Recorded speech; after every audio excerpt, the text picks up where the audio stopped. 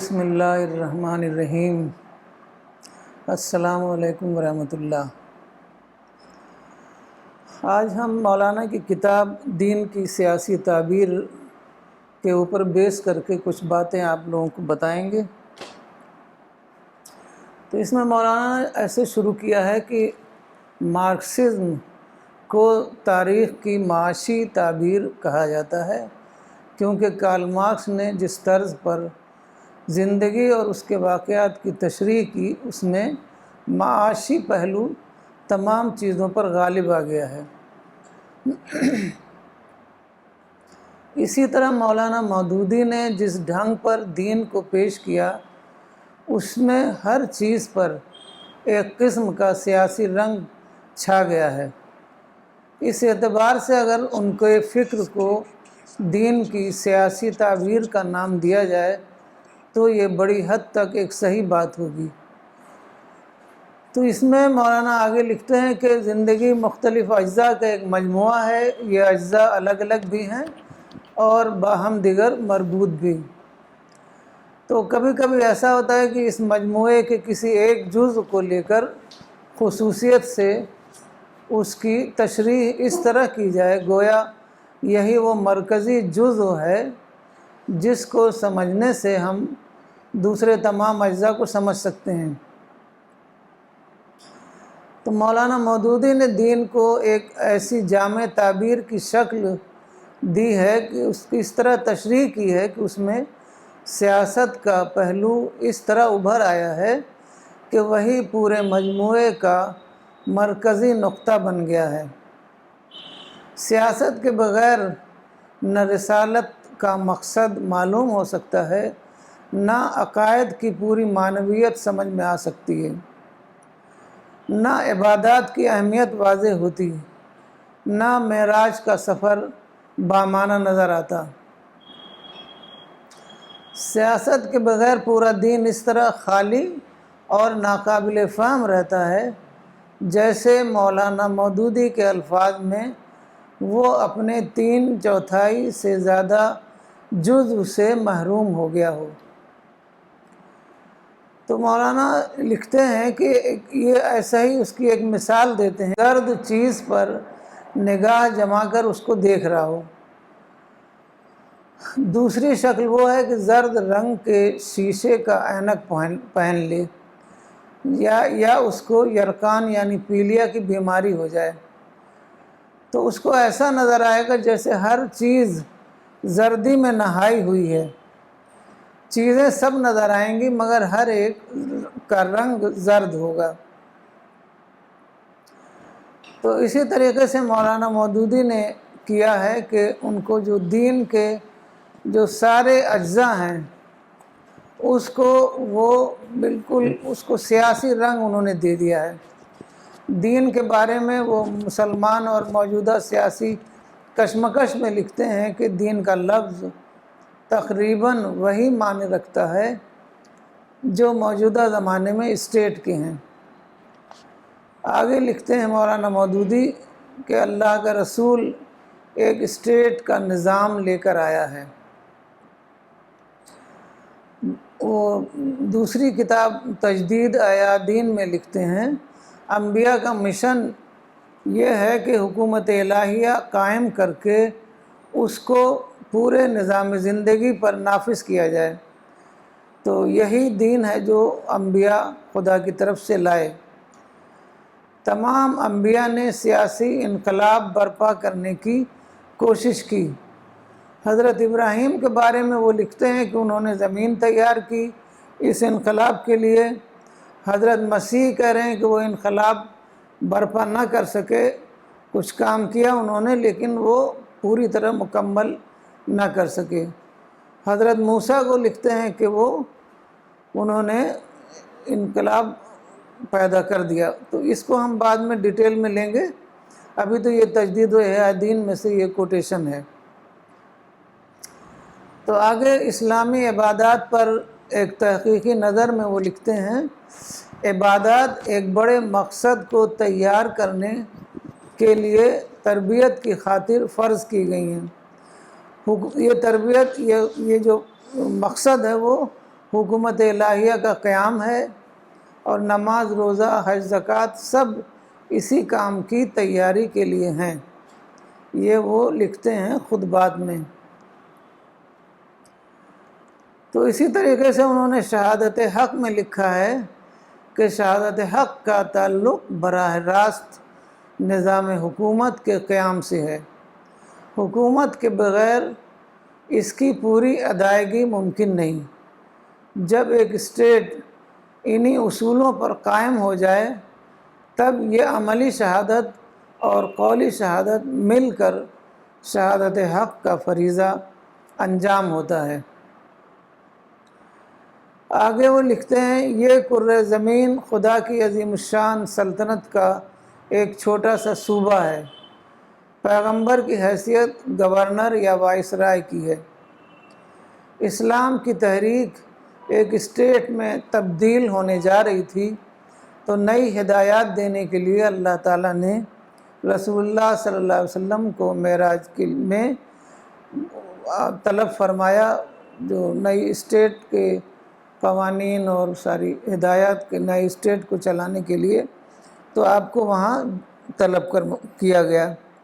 تو یہ تو میں نے تعبیر کی غلطی میں سے لیا ہے، اور کچھ کوٹیشن مولانا مودودی کی تحریروں میں سے ہیں، لیکن یہ سارا ایسا ہوا کیوں دین کو سیاسی رنگ دینے کی کوشش کی گئی؟ تو اس کی شروعات ایسی کہیں بھی تحریر نہیں ملتی جہاں ہم اسلام کی جو تاریخ ہے 1400 سال کی، کہ اسلام کو سیاسی رنگ دینے کی کوشش کی گئی ہو۔ صرف ایک کتاب ملتی ہے ابو الحسن الماوردی کی، الاحکام السلطانیہ فی الولایت الدینیہ۔ اس میں بھی ایسی کوئی بات نہیں ہے کہ اسلام کی سیاسی تشریح کی جائے، اس میں صرف یہ ہے کہ ایک رولر کو اسلام کے مطابق کس طرح حکومت کا نظام چلانا چاہیے، بس اتنی بات ہے اس میں۔ تو اصل میں کیا ہوا کہ جو 19ویں 20ویں صدی تھی وہ بہت ہی ڈیفرنٹ تھی۔ مسلمان ہمیشہ سے غالب حیثیت رکھتے تھے، بڑی بڑی ان کی امپائر قائم تھے، عثمانی سلطنت قائم تھی، جو کہ بہت ہی largest empire in human history بتائی جاتی ہے۔ مغل امپائر، بہت ہی اسٹرانگ مغل امپائر قائم تھی۔ تو مسلمان یہ سمجھتے تھے کہ اسلام غلبہ ہی کے لیے آیا ہے، اسلام ہی کی حکومت قائم رہے گی، اور مسلمان ایک سپیریئر ریس ہیں، انہی کی حکومت قائم رہنی ہے، کیونکہ ان کے پاس ایک پرزروڈ ڈیوائن ریلیجن ہے۔ تو یہ ان کا پرسیپشن تھا۔ لیکن جب ویسٹرن پاورز یا کولونیلزم کی شکل میں ساری مسلم دنیا پر چھا گئیں، غلبہ حاصل کر لیا، کہیں ڈائریکٹلی کہیں انڈائریکٹلی، تو یہ ایک ایسا مسئلہ تھا کہ لوگوں نے سوچا کہ اس مسئلے کا کیا حل ہے، اور یہ جو لاسٹ گلوری ہے مسلمانوں کی کیسے ری گین کیا جائے۔ تو اس کے لیے سب سے پہلے ہم دیکھتے ہیں کہ جمال الدین افغانی آتے ہیں، اور بہت زبردست اسٹرانگ پرسنالٹی وہ تھے، اور انہوں نے بہت کوشش کی کہ تمام مسلمانوں کو پین اسلامزم یعنی عالمی اتحاد اسلامی کے تحت تمام مسلمانوں کو جمع کرنے کی کوشش کی جائے۔ لیکن یورپ بہت ہی زیادہ طاقتور تھا، جدید سائنس اور ٹیکنالوجی میں اس نے بہت زیادہ 500 برس میں ترقی کی تھی، تو مسلمان اس کا مقابلہ نہیں کر سکتے تھے، تو اس وجہ سے وہ ناکام ہو گئے۔ ان کا نعرہ تھا الشرق للشرقیین، ایسٹ فار ایسٹرنرز۔ تو وہ تو کچھ کام زیادہ نہیں کر سکے، لیکن ایک تحریک انہوں نے چلائی، اس تحریک سے دوسرے لوگ متاثر ہوئے، اسی میں مولانا مودودی اور سید قطب آتے ہیں۔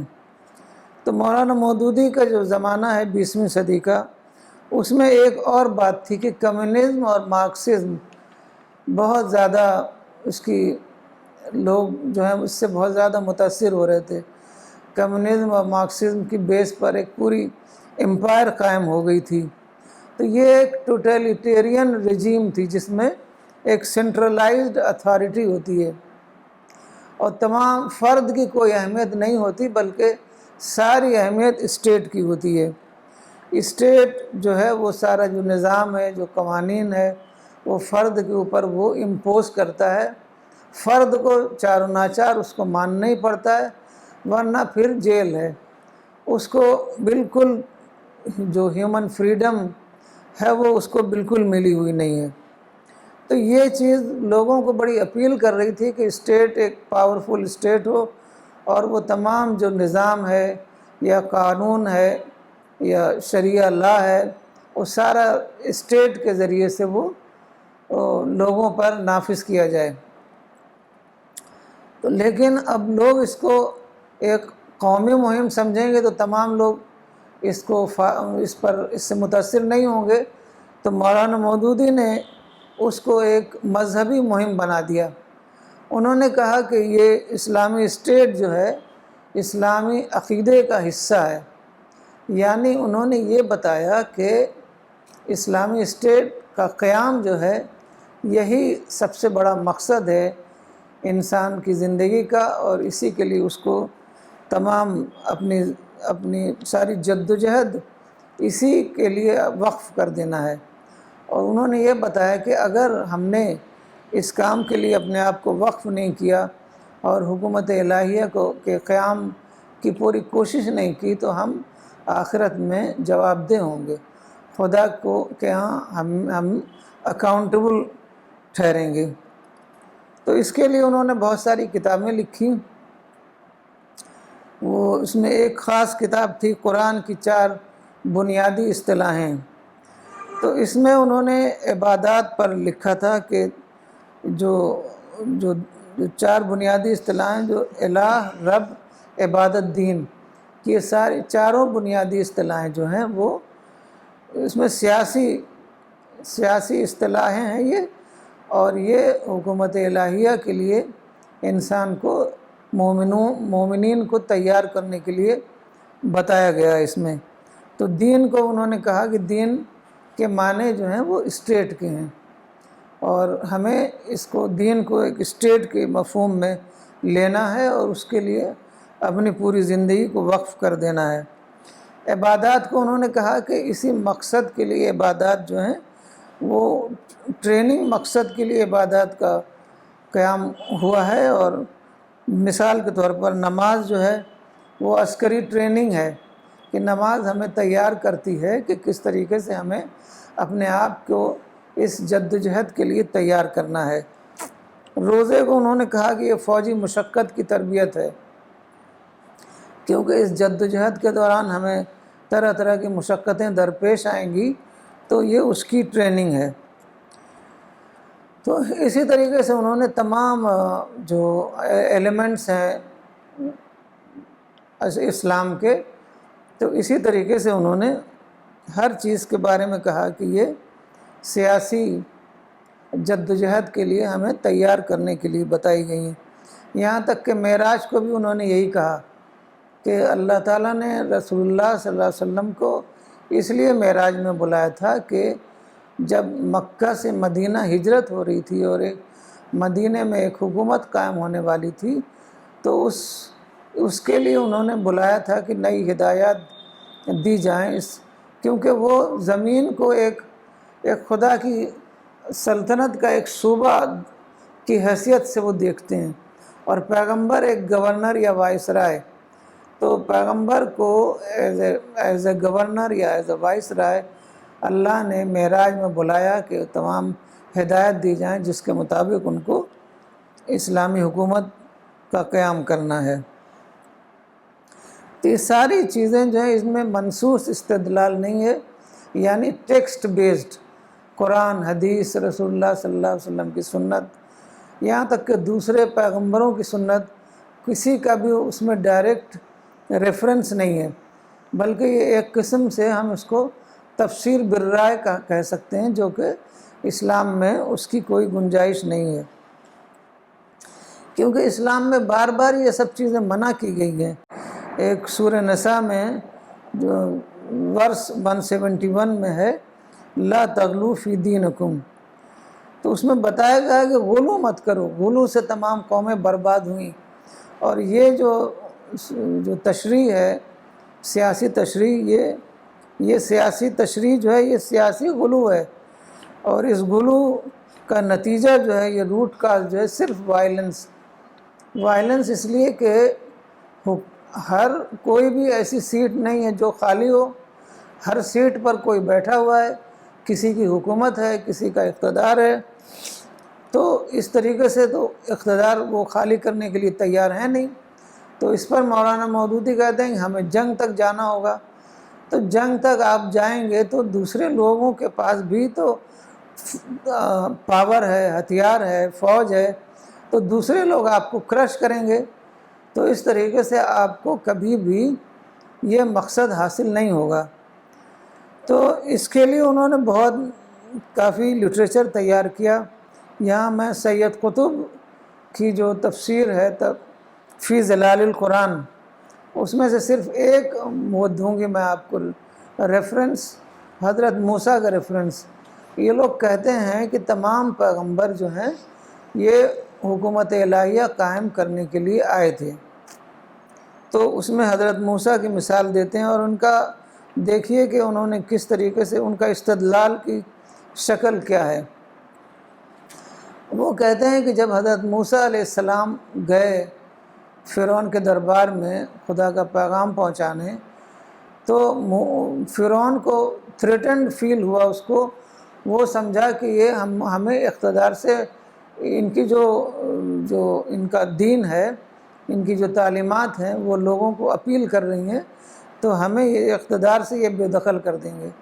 تو یہ فرعون نے کہا کہ موسیٰ جو ہیں، فرعون نے اپنے کورٹیئر سے کہا کہ موسیٰ تم کو اپنے اقتدار سے بے دخل کرنا چاہتے ہیں۔ تو فرعون کے الفاظ کو لے کر سید قطب کہتے ہیں کہ دیکھو موسیٰ کا جو مشن ہے وہ فرعون کو اقتدار سے بے دخل کرنا ہے۔ اب آپ بتائیے کہ موسیٰ کا مشن فرعون کے الفاظ سے نکلے گا یا موسیٰ کے الفاظ سے نکلے گا؟ اور دوسرے حضرت موسیٰ کا عمل آپ دیکھیے کہ جب فرعون اور اس کے تمام لشکر غرق ہو گئے تو حضرت موسیٰ کو اگر ان کی زندگی کا مقصد ہی یہی تھا کہ حکومت الہیہ قائم کریں تو ان کو فوراً واپس آنا چاہیے تھا، اور وہ جو فرعون کا جو تخت و تاج جو وہاں انتظار کر رہا تھا اس کو آ کر انہیں آکوپائی کرنا چاہیے تھا۔ لیکن وہ چلے گئے بنو اسرائیل کو لے کر، اور وہاں پر انہوں نے ان کی تربیت کی غرض سے، کیونکہ بنو اسرائیل بہت دنوں تک مصر میں رہے تھے تو ان کو کافی اس میں ان کو انفلوئنس ہو گئے تھے مصری کلچر سے، تو وہاں شرک بھی تھا، وہاں پر گائے کی پرستش ہوتی تھی، اور ان کے اندر کیونکہ سبجوگیشن کی حالت میں تھے تو ان کو غلام بنا لیا گیا، تو ان کے اندر اخلاقی خرابیاں بھی، کمزوریاں بھی بہت آ گئی تھیں۔ تو حضرت موسیٰ ان کو لے کر چلے گئے ان کی تربیت کرنے کے لیے۔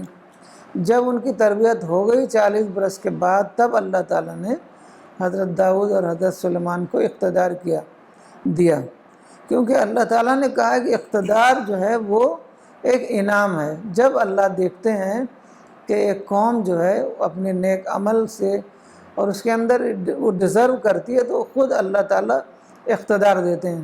ہماری جد و جہد سے اقتدار نہیں ملتا، ہم کو جد و جہد تو اپنے تزکیہ نفس کے لیے کرنا ہے، خدا کا پیغام عام کرنے کے لیے کرنا ہے۔ جو کام اللہ کو کرنا ہے وہ کام ہم اپنے ذمے نہیں لے سکتے۔ تو اسی طریقے سے مولانا مودودی نے حضرت یوسف کی مثال دی ہے۔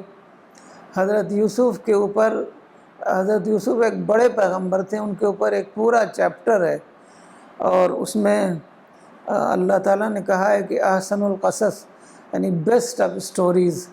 تو بیسٹ آف اسٹوریز کا ہمارے پاس کیا لیسن کیا ہے ہمارے پاس، کہ انہوں نے ہر طرح سے جو بادشاہ تھا اس کے انڈر میں کام کیا۔ بادشاہ نے ان کی صلاحیتوں کو دیکھتے ہوئے ان کو وزیر بنا دیا، ایگریکلچرل منسٹر ہم کہہ سکتے ہیں، کیونکہ اس زمانے میں سب کچھ ایگریکلچر تھا۔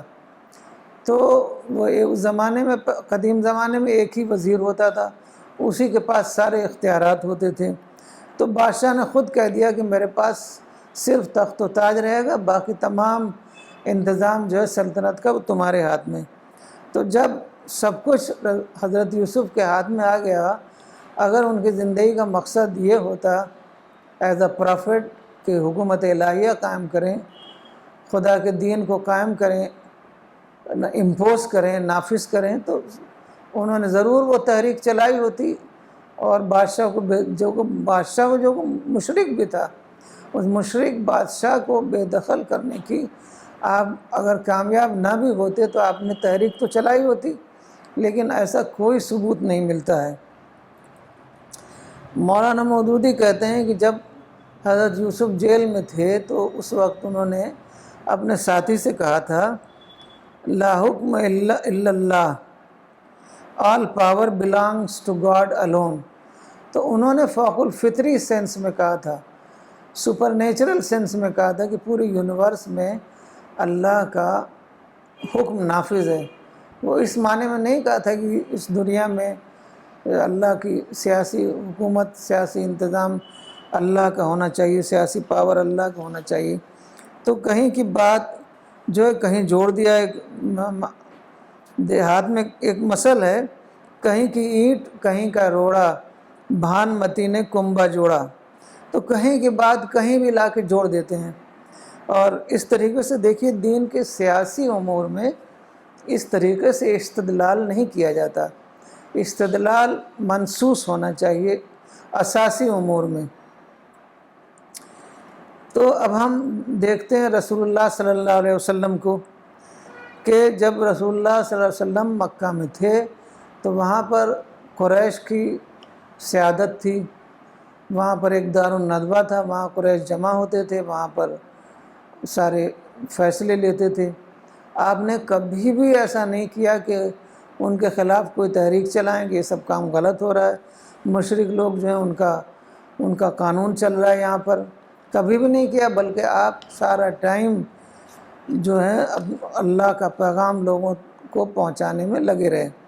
یہاں تک کہ آپ کعبہ میں جہاں کے 360 بت رکھے ہوئے تھے وہاں بھی آپ جاتے تھے اور وہاں لوگوں کو خدا کا پیغام دیتے تھے، اور بتوں سے کوئی بھی انٹرفیئرنس نہیں کرتے تھے۔ لیکن جب آپ مدینہ گئے اور وہاں پر ایک سٹی اسٹیٹ قائم ہو گیا مدینہ میں، اور تمام مدینہ کی میجارٹی نے اسلام قبول کر لیا، تو وہاں پر آپ نے اسلام کے قوانین کا نفاذ کیا۔ لیکن وہاں بھی جو یہودی تھے وہ اپنے قانون پر، اپنے پرسنل لا پر چلتے تھے۔ جب کبھی مسئلہ کوئی پیش آ جاتا، ان کا جو قانون سے کوئی مسئلہ نہیں حل ہو رہا ہوتا تھا، تب وہ رسول اللہ کے پاس آتے تھے، لیکن عام طور پر ان کا اپنا قانون چلتا تھا، ان کو پوری فریڈم دی ہوئی تھی۔ اب آپ خلفائے راشدین کو لے لیجئے، اب اگر یہ جو ہے حکومت جو ہے سب سے بڑی چیز ہے، تو سب سے پہلے یہ بات سامنے آتی ہے کہ حکومت کے جو ہونا چاہیے کہ ایک خلیفہ کا انتخاب کیسے ہو، اس کے بارے میں کہیں ہے ہی نہیں قرآن میں، نہ کوئی حدیث ہے کہ خلیفہ کا انتخاب کیسے ہو۔ سب سے بڑی چیز اس میں تو خلیفہ کا انتخاب ہے۔ اب خلفائے راشدین کو آپ دیکھیے، حضرت ابوبکر کا انتخاب الگ طریقے سے ہوا، حضرت عمر نے سب سے پہلے ان سے بیعت کی، پھر حضرت عمر کا انتخاب وصیت کے ذریعے ہوا، حضرت ابوبکر نے وصیت کر دی تھی۔ حضرت عثمان کا انتخاب ایک بورڈ کے ذریعے ہوا، ایک 6 لوگوں کا بورڈ حضرت عمر نے تشکیل کی تھی، اس کے ذریعے سے ہوا۔ حضرت علی کا انتخاب پبلک نے کر لیا۔ تو اگر اتنا بڑا، اتنا اہم مسئلہ ہے حکومت قائم کرنا، تو سب سے پہلی بات تو اس کے بارے میں کلیئر کٹ گائیڈنس ہونی چاہیے تھی، لیکن ایسا نہیں۔ اور مولانا مودودی سمجھتے ہیں کہ ایک آئیڈیل اسٹیٹ کا قیام جب ہو جائے گا تو شہادت حق جو ہے وہ انجام دیا جا سکے گا۔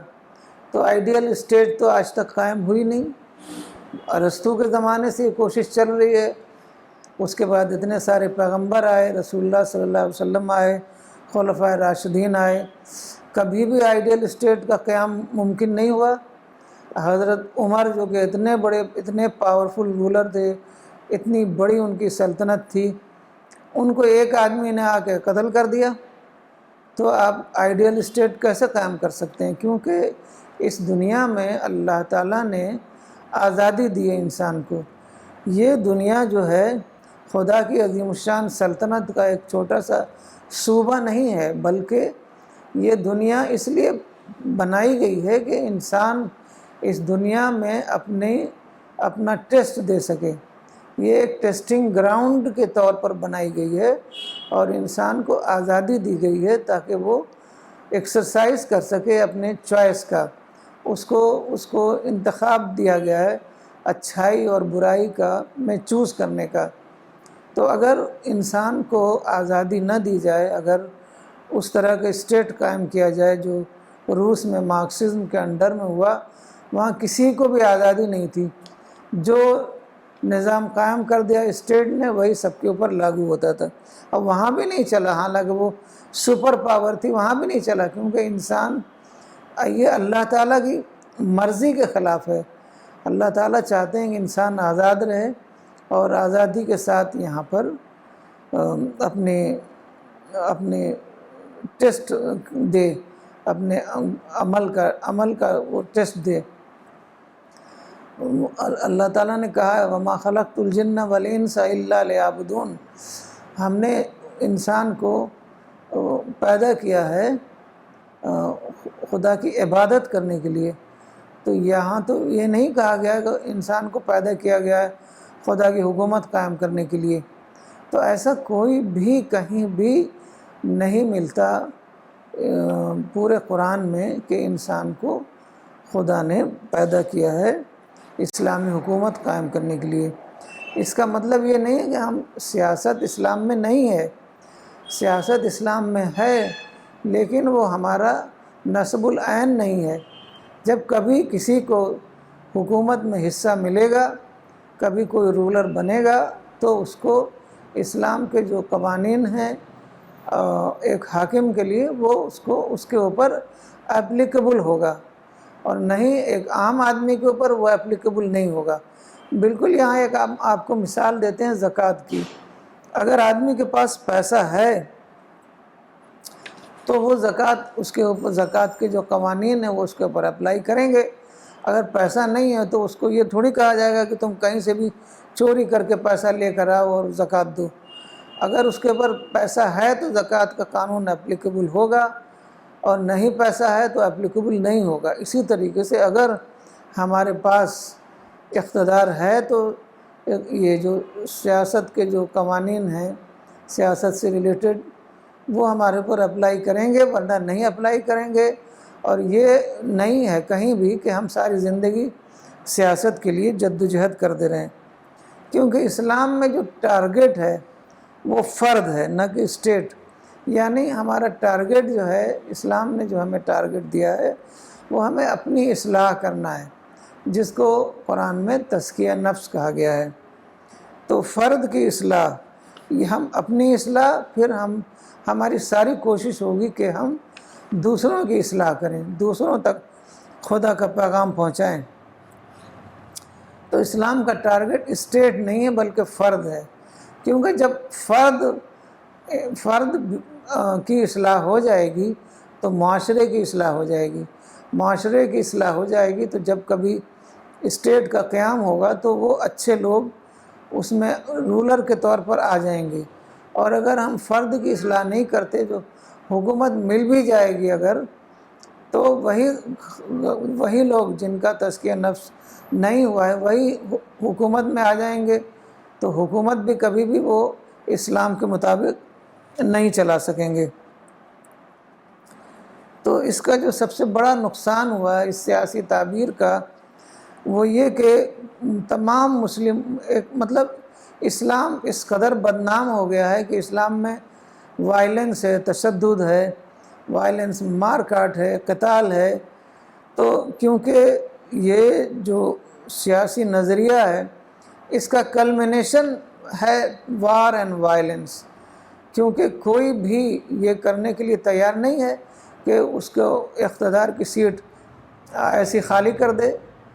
دوسرے کے پاس بھی پاور ہے، اگر ہم کوشش کرتے ہیں اقتدار پہ قبضہ کرنا تو دوسرا ہمیں کرش کرے گا، تو مسلسل حالت جنگ رہے گی۔ تو اسی وجہ سے کسی بھی مسلم کنٹری میں صحیح معنی میں ڈیموکریسی نہیں ہے، کیونکہ ڈیموکریسی کر نہیں سکتے، کیونکہ وہاں پر جہاں بھی ڈیموکریسی ہوئی ہے وہاں پر ان اسلامسٹ تحریکوں نے وہاں پر اپوزیشن کا وہ جو رول ادا کیا ہے، اور ان کو حکمراں کو انسیٹ کرنے کے لیے جو پوری تحریک چلائی ہے، اس کی وجہ سے وہ لوگ ان لوگوں کو خطرہ سمجھتے ہیں اور ان لوگوں کو کرش کرتے ہیں۔ تو اس طریقے سے ان لوگوں کو کبھی کوئی نہ موقع ملا، نہ وہ دوسروں کو کام کرنے دیتے ہیں، نہ خود ان کو کام کرنے کا موقع ملتا ہے، نہ وہ دوسروں کو کام کرنے دیتے ہیں۔ اور جو سب سے بڑا نقصان ہوا ہے کہ کوئی دعوی ورک نہیں ہوتا، کیونکہ ان لوگوں کا یہ ہے کہ جب تک کہ حکومت کا قیام نہیں ہو جائے گا تب تک کوئی کام ہو نہیں سکتا، اور حکومت کا قیام تو آج تک نہیں ہوا۔ اب آپ حضرت آدم سے لے لیجئے، 1,00,000 سے زیادہ پیغمبر آئے اور حکومت کا قیام نہیں ہوا۔ اتنے بڑے بڑے پیغمبر، حضرت ابراہیم، حضرت موسیٰ، حضرت عیسیٰ، حضرت یوسف، حضرت نوح 950 سال زندہ رہے۔ اب اس کا مطلب کیا ہے؟ پیغمبروں کے ساتھ اللہ کی پوری طاقت ہوتی ہے، اینجلز کی پوری طاقت ہوتی ہے۔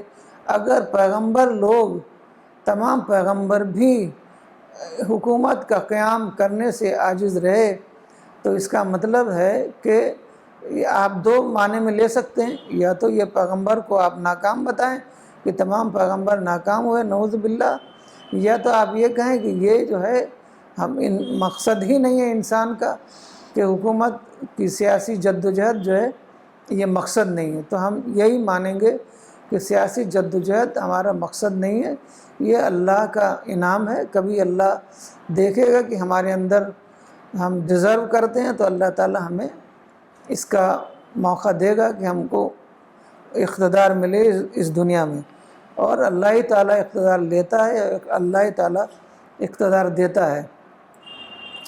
تو اس طریقے سے ہمیں جو ہے مستقل ہمیں دعوی ورک میں لگنا ہے، اور اسلام جو ہے ایک امن کا، ایک محبت کا ایک مذہب ہے، اور یہ جو سیاسی نظریہ ہے اس میں ہمارا دائی اور مدعو کا رشتہ نہیں ہوتا، بلکہ دائی اور رائیول کا رشتہ ہوتا ہے۔ تو ہم مسلسل ایک حالت جنگ میں ہوتے ہیں۔ ہم ایسا سمجھتے ہیں کہ انہوں نے پاور جو ہے وہ ہمارا حق ہے، ان لوگوں نے یوزرپ کر لیا ہے، ان لوگوں نے اس کو قابض ہو کر بیٹھ گئے ہیں حکومت پر۔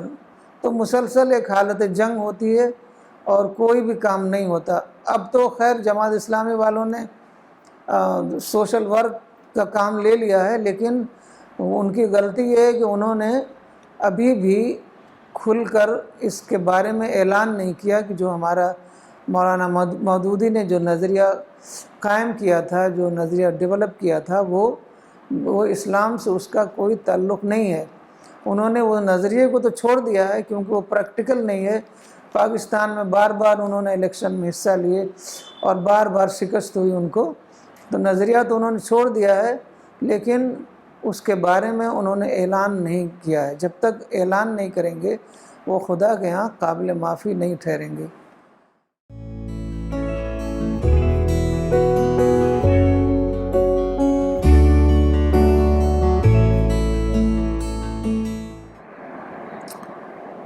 اختر قاسمی صاحب لکھتے ہیں،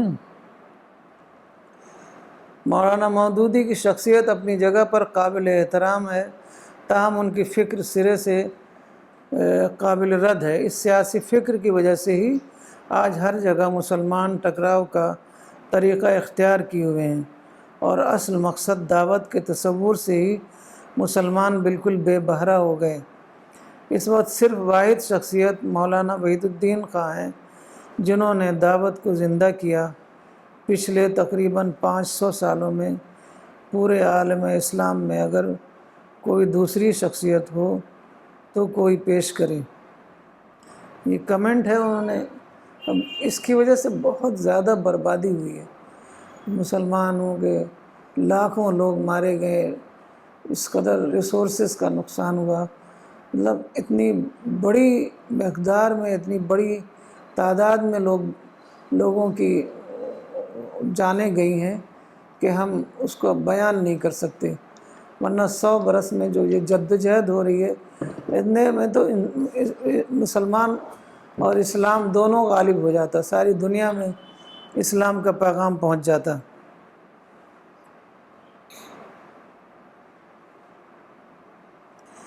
Maria Khan, very powerful and comprehensive arguments given by Farida Khanum, explaining how the political interpretation of Islam is not based in scripture, and also how it only leads to anarchy and violence in society. This scholarly lecture regarding the position of political system in Islam should also be translated into English for Western audience. Thank you, Maria. Dr. Sani Isnan Khan, mashallah, outstanding lecture by Apa. She has brilliantly clarified that the political interpretation of Islam is an erroneous concept. It is the root cause of violence, destruction, and conflict in the world today. Professor Qurratul Ain brilliantly explained. Thank you, Farida ji, for exploding the myths regarding Islamic State and its rules by people who distorted the glorious and pious and human values. You are doing a great job and your contribution is remarkable and laudable. More power and to your pen and oration. God bless you. یہ ایک question ہے doctor Maria Khan کا. Why is there such fascination for political rule among Muslims, such that Maulana Maududi's Tafsir bil Rai was accepted, and even to this day there is so much conflict over having political authority in Muslim hands? یہ بہت ہی اہم سوال ہے کہ ایک ایسا نظریہ جس کا کوئی تعلق نہیں تھا قرآن سے، حدیث سے، پیغمبروں کی زندگیوں سے، وہ کیسے اتنا زیادہ مقبول ہو گیا. تو اس میں ایک تو یہ بات ہے کہ ایسے نظریات جو غیر اسلامی نظریات ہوتے ہیں، غیر اسلامی باتیں ہوتی ہیں، اس کو شیطان بہت ہی اٹریکٹیو اس کو دکھاتا ہے، لوگ اس سے اٹریکٹ ہوتے ہیں کیونکہ وہ یہ بات بار بار قرآن میں آئی ہے کہ ایسی چیزوں سے لوگ بہت اٹریکٹ ہوتے ہیں. تو یہ ایک تو یہ بات ہے. دوسرے یہ بات ہے کہ چونکہ مسلمان ایک دم ابتدا سے ہی مسلمانوں کو حکومت مل گئی تھی، اقتدار مل گیا تھا، امپائر تھی، بڑی بڑی امپائر، تو وہ مسلمان یہ سمجھتے تھے کہ ہمارا امپائر ہمارے لیے، ہم سپیریئر ہیں دوسروں سے، ہم رولر ہیں، دوسرے رولڈ ہیں. تو وہ ان کو سمجھ میں نہیں آیا کہ ایسا کیسے ہو سکتا ہے کہ ہمارا رول جو ہے وہ دوسروں کے قبضے میں چلا جائے. تو ایک قسم کا ایک بار ایک مولانا کو ایک اسٹیو کیلر ایک ملے تھے جو کنورٹ ہو گئے تھے، تو انہوں نے بتایا کہ مسلمانوں میں پیرانوئیا ہے. وہ یہ سمجھتے ہیں کہ بس میں ہی سچائی پر ہوں اور دوسروں کو وہ کافر سمجھتے ہیں. تو وہ سمجھتے ہیں کہ دنیا کا ساری جو چیزیں ہیں، اقتدار تو بہت بڑی چیز ہے، سب کچھ مسلمانوں کے لیے ہے، کیونکہ دوسرے لوگ تو کافر ہیں. ان کو بار بار مولانا مودودی نے لکھا ہے کہ ان کو کوئی حق نہیں کہ وہ اقتدار کی کرسی پر بیٹھیں. تو یہ تھا کہ ان کو کوئی حق نہیں، تو اس وجہ سے وہ ان کو وہ سمجھ میں نہیں آتا تھا کہ کس طریقے سے اس کو وہ سمجھیں اس بات کو کہ زمانہ بدل گیا ہے اور اس دنیا میں اقتدار اسی کو ملتا ہے جو ڈیزرو کرتا ہے۔ تو مسلمانوں کے اندر مسلمانوں نے کوئی ترقی نہیں کی تھی، تو جو جدید قومیں تھیں انہوں نے بہت زبردست ترقی کی تھی سائنس میں، ٹیکنالوجی میں۔ تو اللہ تعالیٰ چاہتے ہیں کہ جو اللہ تعالیٰ نے دنیا میں تمام چیزیں رکھی ہیں پوٹینشلی، تو اس کو ریئلائز کیا جائے، اس کو استعمال کیا جائے اور اس کو ڈیولپ کیا جائے۔ جو مولانا کہتے ہیں کہ ایک سپیریئر سویلائزیشن جو آخرت میں بنے گی، اسی کا یہ یہاں پر ٹریننگ ہوتی ہے کہ اللہ تعالیٰ دکھاتے ہیں کہ جنت جو ہے وہ کتنی زیادہ ایک ڈیولپڈ سویلائزیشن ہوگی۔ تو وہ ساری ترقیاں جو ہیں وہ یورپ اور اب امریکہ دونوں مل کر رہے ہیں۔ تو جو اس دنیا میں جو اقتدار ہے وہ انہی لوگوں کو ملتا ہے جن لوگوں کے اندر یہ صلاحیت ہوتی ہے۔ تو شروع میں تو مسلمانوں نے بہت کام کیے تھے، اور اسی وجہ سے انہوں نے ایک بہت بڑا کام کیا تھا کہ اس زمانے میں تعلیم کا رواج نہیں تھا، صرف کلرجی اور رائل کلاس ہی تعلیم حاصل کرتے تھے۔ تو مسلمانوں نے ساری دنیا میں تعلیم عام کر دی تھی اور بہت زیادہ انہوں نے ترقی کی تھی، جس کو مولانا نے اپنی کتاب Islam the creator of modern age میں بتایا ہے کہ اسلام آنے کے بعد ہی یہ ممکن ہوا کہ ساری جو سائنس کی ترقیاں ممکن ہوئیں، کیونکہ اس سے پہلے نیچر کو ورشپ کیا جاتا تھا اور نیچر کو کانکر کرنے سے ہی ساری سائنس کی ترقیاں ہوئی ہیں۔ لیکن مسلمانوں نے ایک حد تک کام کرنے کے بعد پھر وہی ان کے اندر سیاسی لڑائی جھگڑے، سیاسی رائیولری اتنا زیادہ ہو گئی کہ بڑے بڑے سائنسداں جو ہے ان کی انہوں نے قدر نہیں کی۔ کچھ لوگوں کو کچھ لوگوں کو قید میں ڈال دیا، کچھ لوگوں کو مروا دیا، کچھ لوگوں کی کتابیں جلا دیں۔ آپ سائنسدانوں کو پڑھیے تو آپ ان کے دیکھیے گا زیادہ تر سائنسداں کا بہت برا حال ہوا، ورنہ اگر یہ سب نہ ہوا ہوتا، اگر شروع سے ہی مسلمانوں نے سیاست کو بہت بڑی چیز سمجھا، تو جب ایک پاور آ جاتا تھا سیاست میں تو دوسرے لوگ کوشش کرتے رہتے تھے اور اس کو انسیٹ کرنے کی۔ یہ آج سے نہیں، بہت پہلے سے چل رہا ہے۔ تو اس انسیٹ کرنے کے چکر میں جو سائنسداں جو ہیں وہ پستے تھے، کیونکہ جو سائنسداں ہوتے تھے اس زمانے میں ادارے نہیں تھے، تو یہ سائنسداں جو ہوتے تھے، جو لوگ بھی کام کر رہے تھے، تو وہ بادشاہوں، راجاؤں، نوابوں کے انڈر میں ہوتے تھے۔ اب جب روز حکومت بدلتی رہتی تو جو لوگ ان کے پریویس رجیم کے انڈر میں کام کر رہے ہوتے تھے تو ان کو سمجھتے تھے کہ ہمارے دشمن ہیں، ان کو ختم کر دیتے تھے۔ اس طریقے سے مسلمانوں نے شروعات تو بہت اچھی کی تھی، بہت کام کیا انہوں نے، بہت بڑے بڑے کام کیے انہوں نے، تو لیکن بعد میں انہوں نے بالکل ہی وہ صرف سیاسی اکھیڑ پچھاڑ میں رہ گئے۔ وہ انہوں نے ایک دم قدر نہیں کی۔ اسپین میں سائنسدانوں جو ہیں نکل کر وہ سسلی اور اٹلی چلے گئے۔ جیراڈ آف کرمونا جو تھا وہ اسپین میں بہت بڑے بڑے ادارے تھے، یونیورسٹیاں تھیں، وہاں پر بہت بڑے بڑے سائنسداں تھے، لیکن جب وہاں پر حکومت ختم ہوئی، وہ بھی آپس کی لڑائیوں کی وجہ سے ختم ہوئی تھی۔ جب حکومت ختم ہوئی تو یہ لوگ ادھر ادھر چلے گئے اور جو مسلمانوں سے جو سائنس تھا، جو سارے علم تھے، وہ مسلمانوں سے ختم ہو گئے، صرف اقتدار رہ گیا۔ اقتدار ایسے کب تک رہتا؟ پھر یہی سائنسدانوں اور جو علم تھا جو خاص طور پر اسپین میں ڈیولپ ہوا تھا، اس کو یورپ نے کروسیڈز کے بعد اس کو وہاں پر آئے، وہاں انہوں نے تعلیم حاصل کی، تمام کتابوں کے ترجمے کیے اور اس کو ڈیولپ کر کے ایک انہوں نے نئی تہذیب بنائی۔ وہ تہذیب اتنا پاورفل تھی کہ اس کے سیلاب میں کوئی بھی رک نہیں سکا، سب ختم ہو گئے۔ اب مسلمانوں کو وہی کرنا چاہیے تھا جو عیسائیوں نے کیا تھا کہ کروسیڈز کے بعد انہوں نے یہ دیکھا کہ ہم میدان جنگ میں کامیاب نہیں ہو رہے ہیں، تو علم کے میدان میں مسلمانوں سے سیکھیں کچھ۔ تو انہوں نے مسلمانوں سے علم کے میدان میں پورا انہوں نے فائدہ اٹھایا اور اتنی زیادہ ترقی کی کہ مسلمان بالکل بیکورڈ ہو گئے۔ اگر مسلمانوں نے یہی کیا ہوتا کہ ان سے علم سیکھا ہوتا، بلکہ انہوں نے تو انگریزی حرام ہے، سب انگریزی سائنسز سب حرام ہے، جو لوگ پڑھ رہے تھے ان کو بھی پڑھنے نہیں دیا، اتنا ڈسکریج کیا کہ وہ لوگ بھی پڑھائی چھوڑ چھوڑ کے سب سیاست میں لگ گئے۔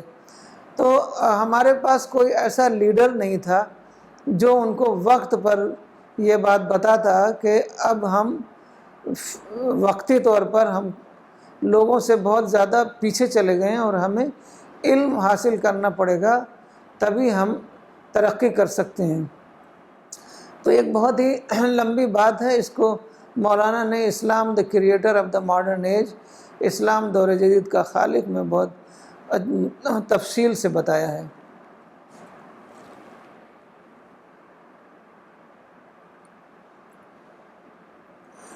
ڈاکٹر رجت ملہوترا کہتے ہیں کہ in chapter 42 verse 13 God has ordained for you the same religion which he enjoined on Noah and which we have revealed to you and which we have enjoined upon Abraham and Moses and Jesus, so that you should remain steadfast in religion. Can you explain what is the meaning of this verse? اصل میں اس meaning کو لے کر مولانا مودودی نے کہا ہے کہ یہ جو ریلیجن ہے یہ پورا کا پورا ہم کو قائم کرنا ہے، پورا کا پورا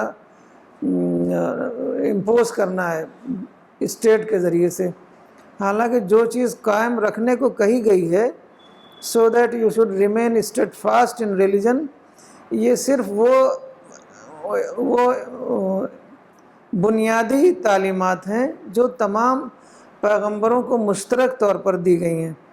مثال کے طور پر جو عبادات ہیں، جو توحید ہے، عبادات ہیں، اور یہ مورل ویلیوز ہیں، جسٹس پر قائم رہنا ہے، یہ ساری جو مورل ویلیوز اور اسپریچول ویلیوز جو ہیں جو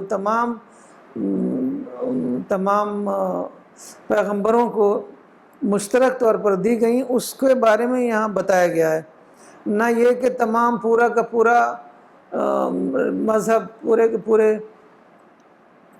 کی پوری شریعت، کیونکہ شریعت دیکھیے فرق ہوتی ہے، شریعت میں جو ڈیٹیل ہوتا ہے وہ حالات کے مطابق ہوتا ہے، اسی لیے ہر پیغمبر کے شریعت میں فرق تھا، لیکن یہ جو بنیادی تعلیمات ہیں اس میں کوئی فرق نہیں ہے۔ تو یہ جو ہے so that you should remain steadfast in religion, تو یہ ہے کہ جو ہمارے اوپر جو اپلائی کر رہی ہے، جو تعلیمات ہمارے اوپر اپلائی کر رہی ہیں اس میں ہم اسٹیڈ فاسٹ رہیں، نہ یہ کہ پوری شریعت کو ہم اسٹیٹ کے ذریعے سے تمام لوگوں پر امپوز کریں، یہ اس میں مطلب نہیں، لیکن مولانا مودودی نے اس کا یہی مطلب لیا ہے۔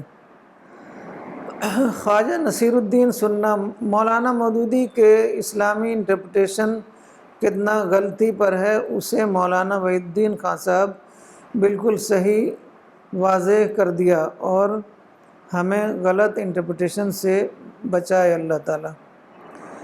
کچھ لوگوں کو یہ رہتا ہے کہ خواتین کیوں آگے آ کے کام کر رہی ہیں، تو میں یہ کہوں گی کہ جینٹس کو کس نے منع کیا ہے؟ آپ لوگ آگے آئیے، کام کریے، کسی نے منع تو آپ کو کیا نہیں ہے، اور اسلام میں خواتین کا درجہ بالکل برابر ہے۔ رسول اللہ صلی اللہ علیہ وسلم خواتین کی باقاعدہ ٹریننگ کرتے تھے، ان کو الگ سے ان کا ایک سیشن ہوتا تھا، ان کو تیار کرتے تھے۔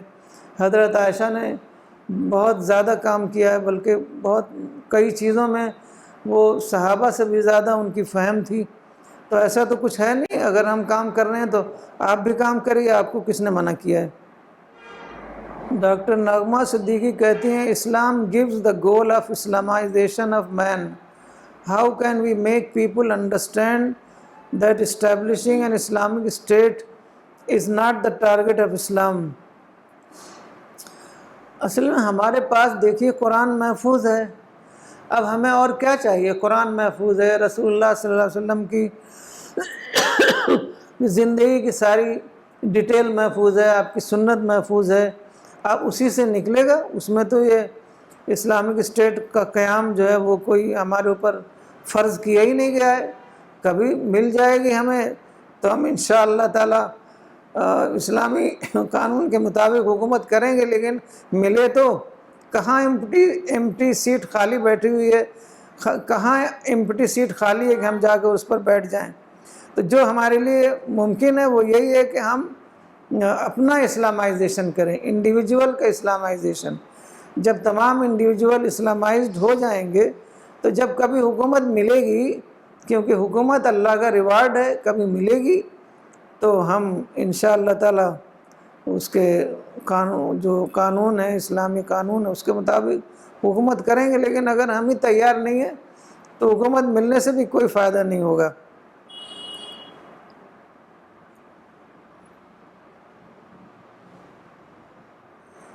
خواجہ نصیر الدین سننا، اسلامک لاز سیلف اپلائی کرنا ہے، نہ کہ دوسروں کے اوپر اپلائی کرنا۔ دوسروں کو صرف افہام و تفہیم کے ذریعے کام کیا جاتا ہے، ان کو ہم پرسویژن کے ذریعے کام کیا جاتا ہے۔ دیکھیے رسول اللہ صلی اللہ علیہ وسلم کی زندگی پوری ہمارے سامنے ہے۔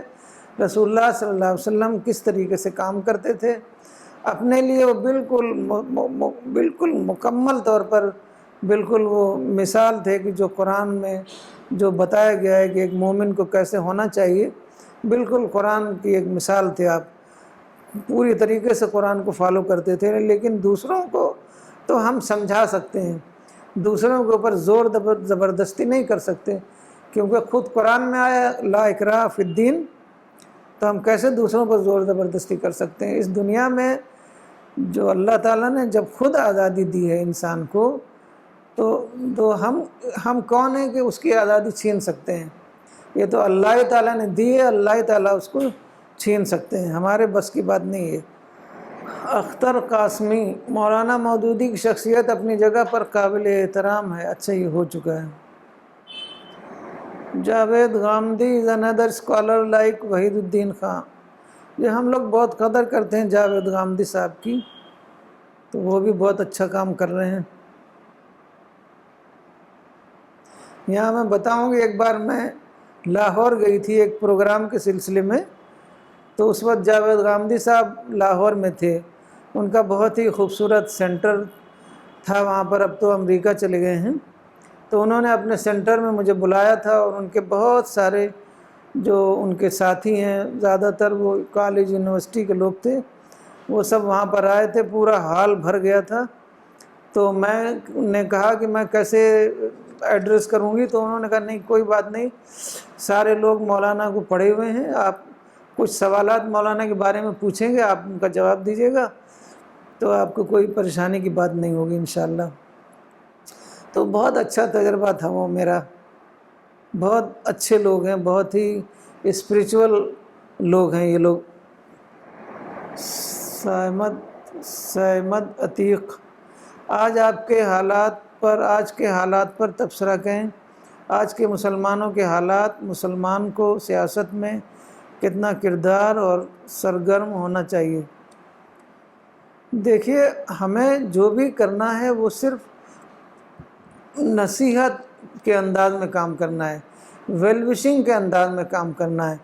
ہمیں لگے کہ کوئی اچھا کام نہیں ہو رہا ہے اور ہمیں اس کا موقع ہے، تو ہم صرف اس کو بتا سکتے ہیں کہ یہ قرآن کے مطابق یہ ہونا چاہیے، اور آپ کا یہ کام جو ہے یہ غلط ہے، عوام کے خلاف جا رہا ہے یا اسلام کے خلاف جا رہا ہے۔ ہم اس کے خلاف کوئی اپوزیشن موومنٹ نہیں کھڑا کر سکتے۔ کسی بھی رولر ہو یا کوئی گورنر ہو یا کوئی ایسا کوئی بھی جو حکومت کے اس میں ہوتا ہے، تو اس کو ہم صرف سمجھا سکتے ہیں۔ اگر وہ سمجھنا چاہے تو ہم اس کو سمجھا سکتے ہیں، یا وہ تقریر و تحریر کے ذریعے سے بالکل نصح کے انداز میں، کیونکہ ہمارے سامنے رسول اللہ صلی اللہ علیہ وسلم کی زندگی تو ہے ہی ہے، لیکن دوسرے جو پیغمبر ہیں جن کا قرآن میں ذکر آیا ہے، وہ بار بار یہی کہتے ہیں کہ ہم صرف تم کو نصیحت کرتے ہیں ویل وشنگ کے انداز میں۔ تو ویل وشنگ کے انداز میں ہم کچھ بھی کر سکتے ہیں، ان کو انسیٹ کرنے کا کوئی بھی ایسا نمونہ نہیں ہے پیغمبروں کی زندگی میں۔ تو یہ جو ہے بالکل غلط ہے، اس کا اسلام سے کوئی تعلق نہیں ہے۔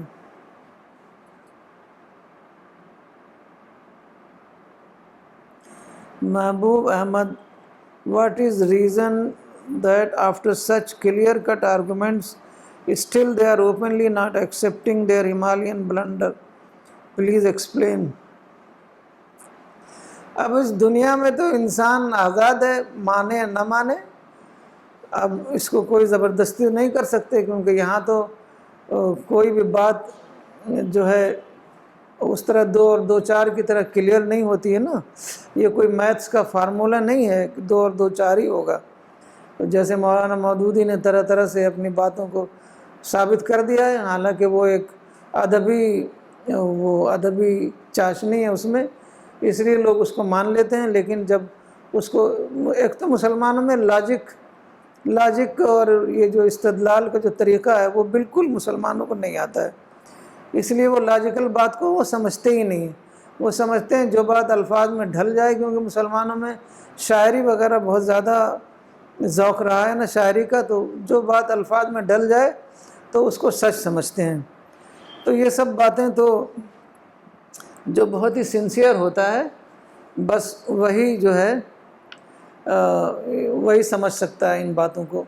इसके लिए सिंसियरिटी जो है वो मस्ट है, और लोग इतना ज़्यादा सिंसियर होते नहीं हैं कि बातों को समझें। और खौफ खुदा बहुत ज़्यादा चाहिए।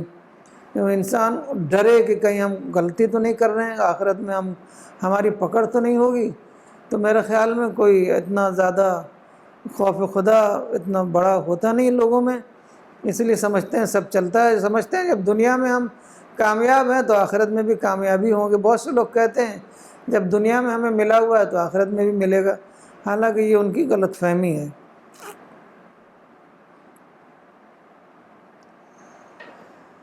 ये मौलाना इमरान इस्लाही साहब कहते हैं कि कुरान की एक आयत है नुदाविलुहा बैनन्नास, तो हम इन अय्याम को लोगों के दरमियान बदलते रहते हैं। तो असल में ये जो पॉलिटिकल रूल है, इक़्तिदार है, ये भी उसका इम्तिहान का एक पर्चा है। कोई भी इम्तिहान में ये नहीं कहता कि हमें मुश्किल पर्चा चाहिए, लेकिन ये इतना मुश्किल पर्चा है, लेकिन लोग चूँकि इसकी इम्प्लिकेशन को समझते नहीं हैं तो इसके लिए जद्दोजहद कर रहे हैं। हालांकि इतना मुश्किल है इसका टेस्ट देना, और तो चूँकि ये इम्तिहान का पर्चा है इसलिए अल्लाह ताला हर कौम को टेस्ट कर रहे हैं। आप देखिए कि कितनी बड़ी बड़ी ताकतें जो हैं, अलेक्जेंडर द ग्रेट, फिर अंग्रेज़ आए, उधर ऑटोमन एम्पायर, और इधर अमेरिका, उधर यूरोप, और उधर रशियन एम्पायर, सारे सुपर पावर किस तरीके से धीरे धीरे कुछ दिनों के बाद वो पावर किसी और को मिल जाता है। तो इससे मुझे यही समझ में आता है कि ये सब चीज़ें खुदा के इख्तियार में हैं, ये अल्लाह ताला के देने से मिलता है, हमारी कोशिशों से नहीं मिलता है। कोशिश तो हमें सिर्फ ये करनी है कि हमें अपनी तरबियत, इस्लामी तरबियत करनी है, हमें नमाज रोज़े का जो स्पिरिचुअल एस्पेक्ट है उसको इंटरनलाइज करना है। हमें सबसे बड़ी चीज़ हमें खुदा की मार्फत हासिल करनी है, क्योंकि आखिरत में यही सब चीज़ें काम आएंगी। आखिरत में अल्लाह ताला नहीं पूछेंगे कि तुमने हुकूमत के क़याम के लिए कितनी जद्दोजहद किया है, क्योंकि आखिरत में तो यही है कि हमको अल्लाह ताला से कितना ताल्लुक़ हमारा पैदा हुआ। अल्लाह ताला जो कुरान में आया है कि वस्जुद वक़्तरिब, नमाज सजदा कर और खुदा के करीब हो जा, तो हमारे अंदर कितनी खुदा से क़ुर्बत का एहसास हुआ हमारे अंदर। तो क्योंकि जो जन्नत है वो खुदा का पड़ोस है, और जब तक हमें खुदा से ताल्लुक़ ही नहीं कायम होगा तो हमको जन्नत में जगह कैसे मिलेगी। तो ये सारी चीज़ें जो हैं, अगर हमें खुदा देता है तो हमें फिर कोशिश करना होगा कि हम उसको खुदा की मर्ज़ी के मुताबिक हुकूमत का निज़ाम चलाएं, और नहीं तो अगर दूसरे को मिलता है तो हमें उसको सपोर्ट करना है, हमें उसको अपोज़ नहीं करना है बल्कि उसको सपोर्ट करना है, क्योंकि ये खुदा की चीज़ है, खुदा जिसको चाहेगा उसको देगा। और ये इससे साबित होता है कि मुसलसल ये इक़्तिदार जो है वो बदलता रहता है, आज से नहीं, शुरू से, इब्तदा से ये इक़्तिदार बदलता रहता है। जब एक ज़माना था कि जब अंग्रेज़ों का इतना बड़ा इक़्तिदार था, इससे पहले अब्बासी एम्पायर इतना बड़ा था कि एक बार हारून रशीद कहीं ऊपर बैठा हुआ था اور جہاں وہ اس کا وہ اڑ رہا تھا بادل، تو اس نے کہا کہ اے بادلوں کو ایڈریس کیا، تم جہاں چاہے جا کے برسو، خراج تمہارا مجھے ہی ملے گا۔ اسی طریقے سے انگریزوں کا اقتدار تھا، تو وہ کہتے تھے کہ the sun never sets on the British Empire۔ پھر اس کے بعد اقتدار آیا، سپر پاورز آئے، روس کا، پھر امریکہ کا، اب چین ابھر رہا ہے۔ اسی سے پتہ چلتا ہے کہ یہ اللہ کے ہاتھ میں ہے، اور اللہ لوگوں کو لوگوں کو ٹیسٹ کرنے کے لیے کہ جب اس کو اقتدار ملتا ہے تو وہ کیسی اللہ کے یاد کر کے اللہ کے مطابق، اللہ کی مرضی کے مطابق حکومت کا نظام کرتے ہیں کہ نہیں کرتے ہیں۔ یہ بہت بڑا ٹیسٹ ہے، ہمیں تو اس ٹیسٹ سے اللہ بچائے، کیونکہ بہت مشکل ہے اس ٹیسٹ پر پورا اترنا۔